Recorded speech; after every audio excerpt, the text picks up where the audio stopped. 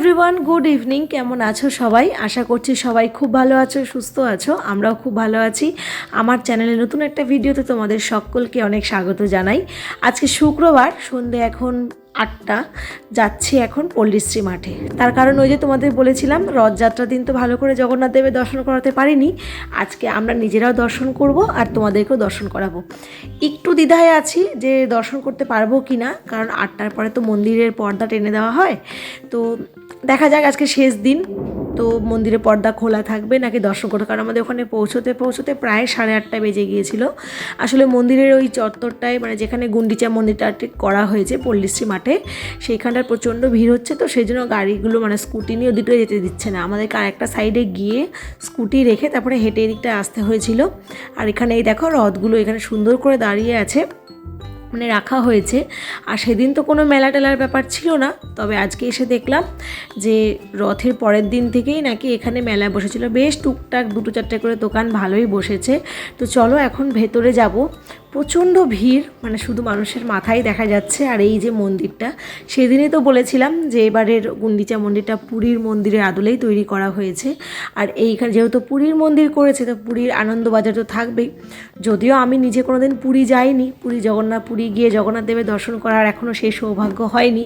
শুনেছি ওখানে আনন্দবাজার বলে একটা মার্কেট মতো থাকে, যেখানে বিভিন্ন রকমের প্রসাদ এবং বিভিন্ন রকমের জিনিসপত্র পাওয়া যায়। তো তারই ছোট্ট একটা অংশ এখানেও তুলে ধরা হয়েছে। তো এই তো এসেছি ভেতরে, এবার তোমাদের দর্শন করাবো। আগে চারিপাশটা দেখাচ্ছি, দেখো কি সুন্দর লাগছে দেখতে, চারিপাশটা ভীষণ সুন্দর। আর তার সাথে ভিড়টাও ছিল প্রচণ্ড। চলো এবার আস্তে আস্তে সামনের দিকে এগিয়ে যাই, নিজেরাও দর্শন করি, তোমাদেরও দর্শন করাই। অনেকটাই সামনে এগিয়ে এসেছি, ফোনটা একটু জুম করতে হবে, কারণ সামনের ভিড়টা ঠেলে না এগিয়ে যাওয়াটা সম্ভব হচ্ছে না, সেই কারণে আর কি। সাথে যেহেতু মেয়ে আছে, আর এত ভিড়ভাড়টায় না আমি মেয়েকে ছাড়তে, মানে মেয়ের হাত ছাড়তে ভীষণ ভয় পাই। তো এই যে এখানে আজকে একদম রাজবেশে সাজানো হয়েছে, কি অপূর্ব সুন্দর লাগছে দেখতে, তাই না? ওই যে কারণে বলছিলাম মেয়ের হাত ছাড়তে চাই না। একবার জানো মাঠে আমরা হাঁটতে গিয়েছিলাম, সন্ধে হয়ে গেছিলো, মেয়ে আমাদের কাছ থেকে হারিয়ে গেছিলো। তো সেই তারপর থেকে বলতে পারো একরকম ফোবিয়া আমার ভেতরে কাজ করে। কখনো লোকজনের মাঝে বা কোথাও গেলে বা কারো, আমি না থাকলে অন্য কারোকে দিয়েও আমি মেয়েকে ভরসা পাই না। আমার মনে হয় আমার মেয়েটা বোধহয় হারিয়ে যাবে। তো এই হচ্ছে ব্যাপার।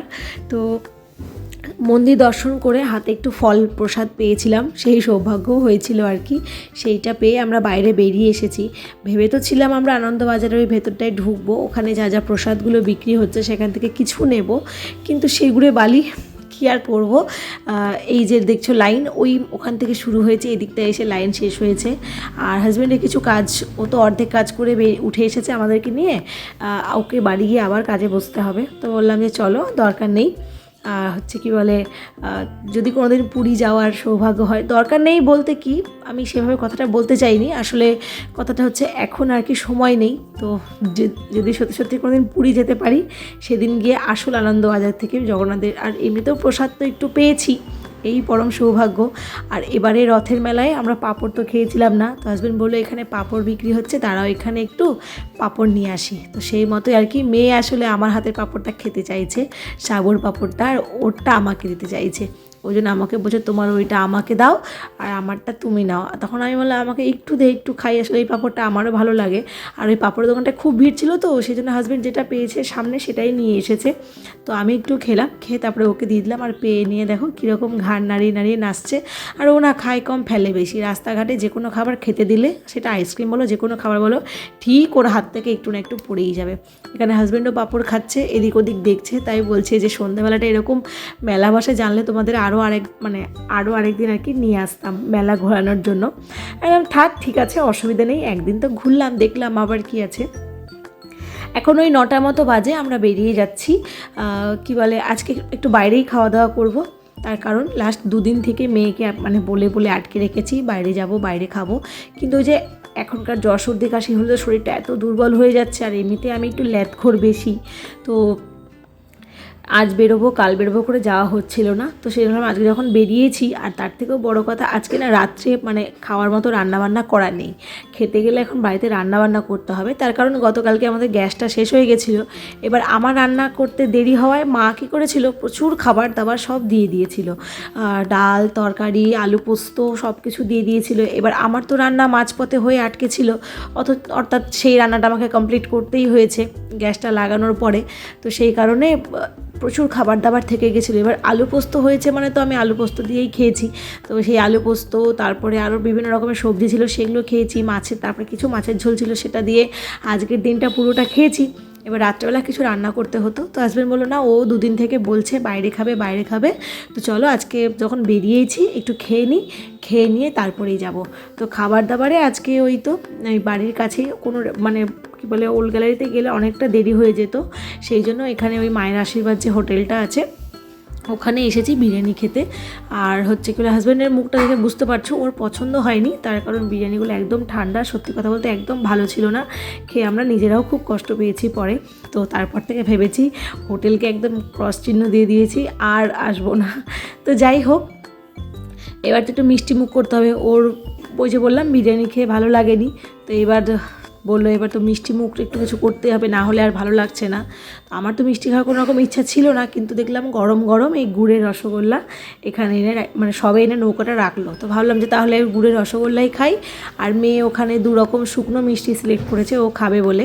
মিষ্টি টিষ্টি খাওয়া কমপ্লিট, তারপরে এদিকটায় এসেছি। আর এই দোকানটা থেকে যেহেতু আমরা 12 মাস মিষ্টি মানে যা যা লাগে আর কি আসি, তো হয় না একটা দোকানে যাওয়া আসা করতে করতে চেনা পরিচিত হয়ে যায়, তো এই দোকানটাও তেমন হয়েছে। এবার এই দিকটায় যেই এসেছি দেখছি এই মেশিনটা চলছে, তো কী মেশিন, তো ওইটা শুনলাম নাকি ওই ক্ষীর টিরগুলোকে জাল দিতে গেলে তো যারা হাতে করে অনেক কষ্ট হয়, তো সেই জন্য এই মেশিনটা লাগানো হয়েছে দোকানে। বেশ ভালো লাগলো ওটাও দেখে। চলে এসেছি বাড়ি, এবার ফ্রেশ হবো। ফ্রেশ হয়ে তো ওই যে বললাম হাজব্যান্ড তো অর্ধেক কাজ করতে করতে উঠে গিয়েছিল, এসে ও আবার এখানে কাজে বসে পড়েছে। আর আমাদের মেয়ের এখন সেরকম কোনো কাজ নেই। আর হচ্ছে মেয়ের পড়াশোনা আজকে আর হয়নি সন্ধ্যেবেলা, কারণ আজকে যে কারণে দুপুরে আরও রান্নাবান্না করেছিলাম না, আমরা কালকের খাবার দিয়ে চালিয়ে দিয়েছি। মেয়ে আজকে সকালবেলা স্কুল থেকে এসে ও সকালে জলখাবার খেয়ে হোমওয়ার্কটা করে ওর মামা এসেছিল, ওর সাথে চলে গিয়েছিল ওই বাড়ি, মানে আমার বাবার বাড়ি চলে গেছিলো। তো দেখলাম মেয়েও নেই, দুজনের জন্য আর কী করবো, শুধু গরম ভাত করে নিয়েছিলাম, যে কারণে আজকে আর কি রান্নাবান্নাটা করতে হয়নি। তো এখানে আমরা মেয়ে বসে থেকে এখন মেয়ে আমাকে বিরক্ত করবে, আমি রেগে যাব, এই সেই করব, বিভিন্ন রকম এখন চলবে। আর ওই দেখো পেছন দিকে ও বলছে আমাকে ক্যামেরায় নেবে না, আমি বলছি তুই যখন না বলেছিস তোকে তো আমি নেবই। এইভাবেই আর কি চলছে আমাদের। হাজব্যান্ডের কাজ তো কমপ্লিট, এখন ঘুমোতে যাব, এখনও 10-15 মিনিট বাকি আছে। বসেছি আম নিয়ে, আর একে দেখেছো আম খাচ্ছে কী করে, ও তো মানে কি বলবো বিরিয়ানিটা তো ভালো করে খেতেই পারেনি, তো বলছে ওসব খেয়ে তো আর মনটা ভরলো না। আসলেও আমাকে বারবার ওল্ড গ্যালারিতে যাওয়ার কথাই বলেছিল, আমি বললাম থাক ওখানে যেতে হবে না, দেরি হয়ে যাবে, সময় লেগে যাবে। তো সেই কারণে আর কি আবার আম খাচ্ছি। আর মুখে যেগুলো দেখালাম আমি সেগুলো আমার অতিরিক্ত আম খাওয়ার ফল, মুখের চারিদিকে বেরিয়েছে। যাই হোক, কিছুদিন পরে আমটা তো শেষ হয়েই যাবে, এগুলো বেরোক, এগুলোকে আমি আবার ঠিক করে নিতে পারবো জানি। তো চলো আজকের এই ভিডিওটা এখানেই শেষ করছি। সবাই খুব ভালো থেকো, সুস্থ থেকো। ভিডিওটা ভালো লাগলে লাইক করে দিও, চ্যানেল নতুন হলে প্লিজ আমার চ্যানেলটাকে সাবস্ক্রাইব করে দিও, আর সাবস্ক্রাইব করে কিন্তু পাশে রাখা বেল আইকনটা অবশ্যই ক্লিক করে দিও। সবাই খুব ভালো থেকো, সুস্থ থেকো, দেখা হবে খুব তাড়াতাড়ি নতুন একটা ভিডিওর সাথে। আজকের মতো টাটা।